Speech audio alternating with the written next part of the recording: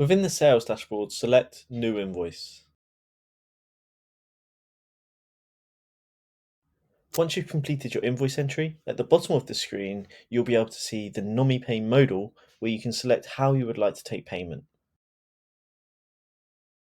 In this case, we'll use direct debit, and first thing we'll need to do is set up a mandate. You'll be able to review the email that you get sent to and the email content, and then once sent, your client will receive a link that they'll need to follow to complete the mandate setup. Then this is what your client or customer will see when they're setting up the mandate.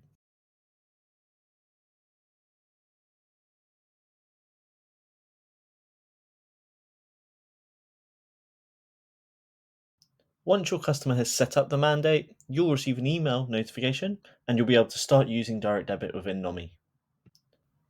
You can also set up and keep track of direct debit mandates within the customer list of Nomi, so you can see an overview of all of your customers in one place.